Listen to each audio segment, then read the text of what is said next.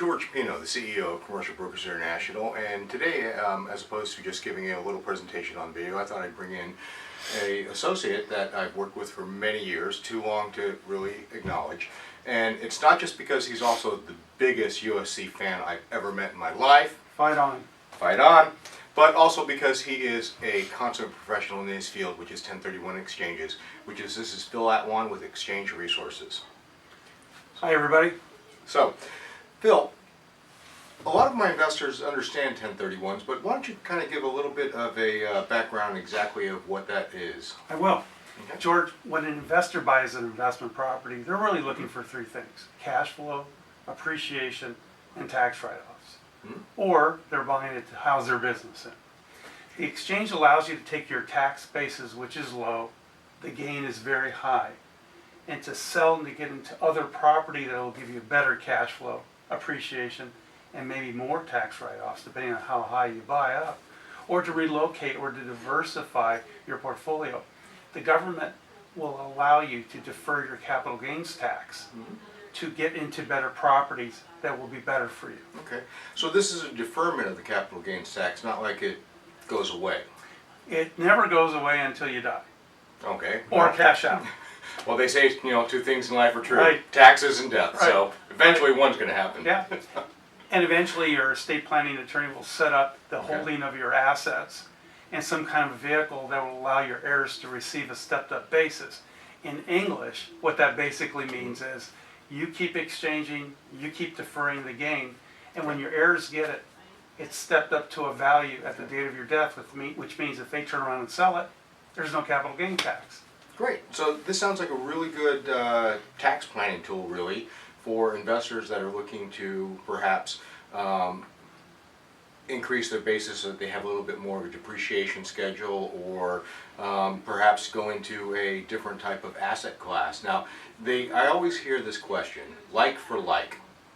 So I think there's a big misconception when people hear that. Can you explain that a little bit and kind of clarify that for them? Yeah, that's a good question. Some investors think like for like means I'm selling a commercial building, I have to go back into commercial.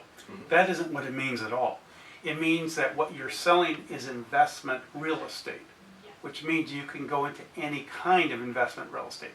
As an example, you could sell a skyscraper that we're in today and buy a parking lot in downtown Los Angeles. I don't know if that's a good trade. Yeah, I'm not sure either, but it's allowable. Sure. You can go into residential. You can go into virtually any kind of property that you either hold your business in, hold as an investment, or buy for income producing. And that's what like for like is. And the beauty is you could exchange that property anywhere in the country. So if you want to buy a property in Hawaii, New York, Texas, Idaho, anywhere in the country, the government will allow you to defer all the federal and state capital gains taxes into those other states, into any kind of like-kind property. Okay.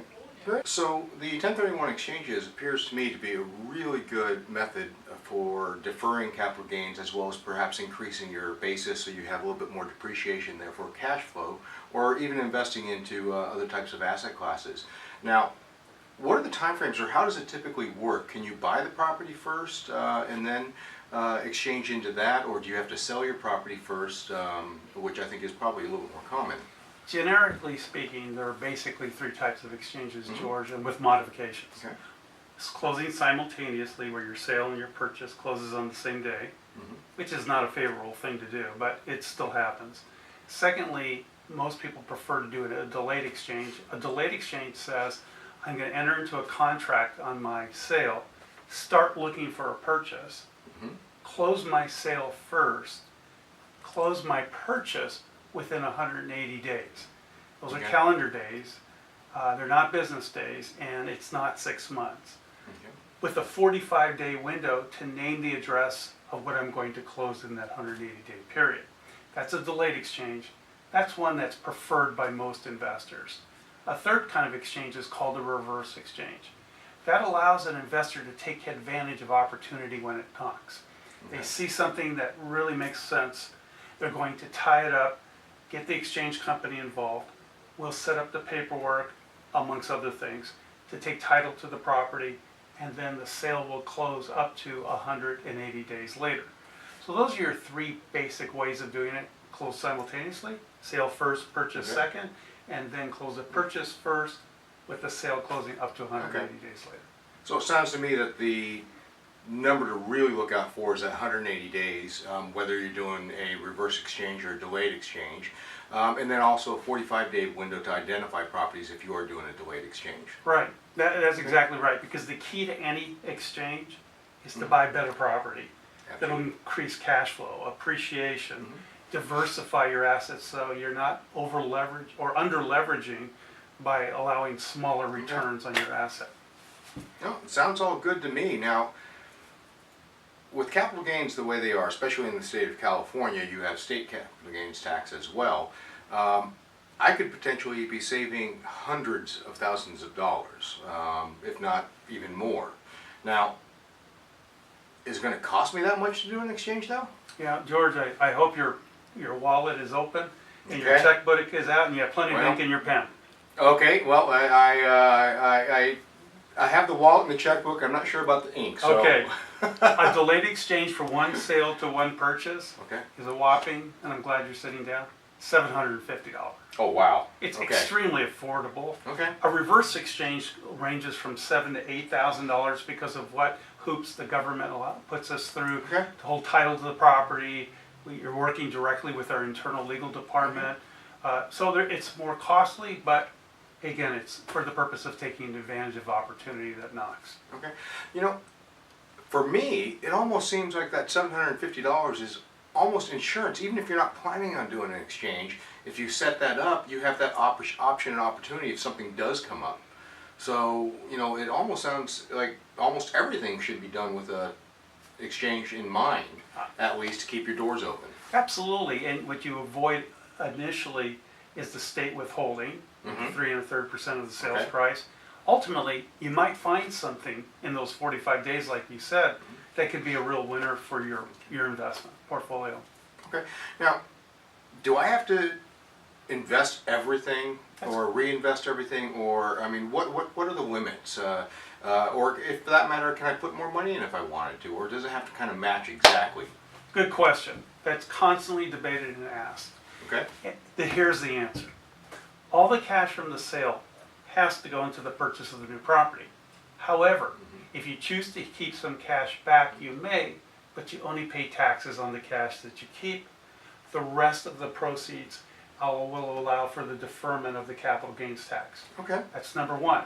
Number two, all the debt that's paid off, if there's any mortgage or debt against the property on the sale, must be reborrowed to the same extent or more on the purchase of the new property, unless you bring in new cash into the acquisition to offset the amount of debt you have to replace. Okay. So in other words, it's basically cash and debt replacement. A simpler way of putting it is equal or greater than what you sold for, minus the non-recurring costs to sell on the sale of the relinquished property. Okay. That sounds good. Actually, it sounds like a great opportunity for a lot of people that may have a lot of equity built up and perhaps no debt as well on the property to either go in, leverage that into another asset, and therefore be able to also take some cash or capital out of it and not pay as much of the capital gains. Allows them to have a little bit of cash, but also increase their basis potentially as well. Because I think now if they took cash out, would that also then potentially affect the basis? Yes. Okay. And obviously the basis stays the same if you're just buying equal. But when you buy up, you're going to raise your basis, Sure. you're going to create additional depreciation. Okay, great. Well, I hope this is very informative for everybody, and you know, please do keep us in mind when you're looking at for any of the options on the 1031 exchange when it comes to the sale or the on the upleg when you're looking to purchase something for the exchange. Keep Commercial Brokers International in mind, but even before that, keep Phil Atwan in mind for your exchange as well, because you're going to need him. Without him there, we can't do an exchange. Happy to get it set up. It has to be set up before any escrow closes. People go into a panic a few days beforehand because they didn't think about it. Wise advice. Great. All right. Well, thank you, Phil. Fight on. Fight on.